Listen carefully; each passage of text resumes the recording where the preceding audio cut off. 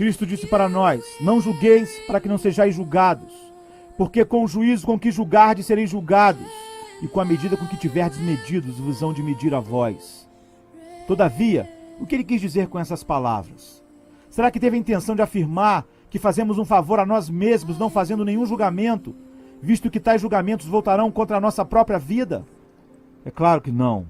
Podemos estar certos de que Jesus não estava ensinando que não devemos fazer julgamentos.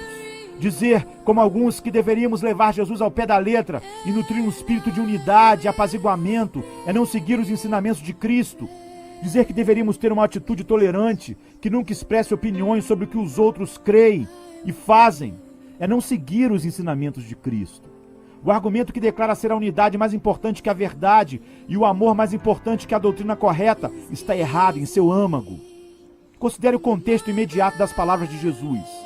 Não deis aos cães as coisas santas, nem deiteis aos porcos as vossas pérolas, para que não as pisem, e voltando-se, vos despedacem. Como podemos obedecer a estas instruções, a menos que saibamos reconhecer os cães e os porcos? Jesus estava fazendo uma declaração poderosa sobre a necessidade de discriminação, a fim de aprendermos a distinguir entre o que é limpo e o que é sujo, e avaliar o que é sábio e o que é tolo. Tudo isso pressupõe que devemos fazer bons julgamentos. Agora olhe para o contexto mais remoto. Acautelai-vos, porém, dos falsos profetas, que vêm até vós vestidos como ovelhas, mas interiormente são lobos devoradores. Como podemos nos precaver dos falsos profetas, a menos que possamos identificá-los? Supõe-se que procuremos certas marcas distintivas dos falsos mestres, de modo que possamos evitá-los e advertir aos outros. Apenas alguns versículos mais adiante, Jesus fez uma observação muito mais surpreendente. Nem todo que me diz Senhor, Senhor entrará no reino dos céus, mas aquele que faz a vontade do meu Pai, que está nos céus. Muitos me dirão naquele dia: Senhor, Senhor, não profetizamos em teu nome, em teu nome não expulsamos demônios, e em teu nome não fizemos muitas maravilhas. E então lhes direi abertamente: nunca vos conheci, apartai-vos de mim, vós que praticais a iniquidade. Aqui temos uma forte declaração sobre a presença de falsos profetas que aparentemente fazem milagres maravilhosos, porém não entrarão no céu no dia do julgamento. Podemos estar errados acerca de muitas coisas, mas não erremos acerca dos falsos mestres e suas doutrinas perniciosas. Paulo, o escritor de muitos livros do Novo Testamento, concordava com Jesus sobre a necessidade de fazer julgamento. Quando os crentes em Corinto não disciplinaram um homem imoral, o apóstolo disse que ele tinha julgado o transgressor e que a igreja faria bem em excluí-lo da congregação, para que o espírito seja salvo no dia do Senhor Jesus. Como a igreja pode exercer tal autoridade, a menos que faça julgamentos? No capítulo seguinte, Paulo ensinou que os crentes não deveriam processar seus irmãos em Cristo na presença de juízes mundanos, porque os líderes da própria igreja deveriam tratar tal disputa. Ele escreveu: não sabeis vós que os santos hão de julgar o mundo?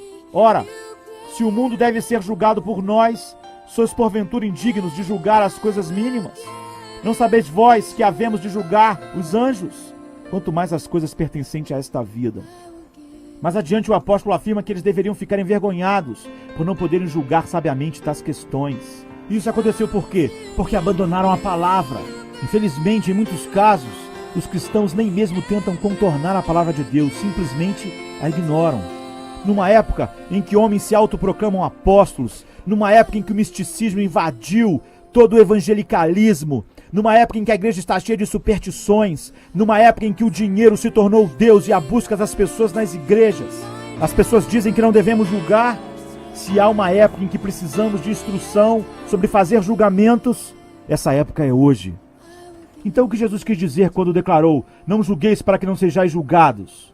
Dizendo em poucas palavras, ele estava ensinando que não devemos fazer julgamentos hipócritas, não devemos ser fariseus, que por gostar de julgar, julgavam as coisas erradas, ou até quando faziam julgamentos certos, os faziam pelas razões erradas.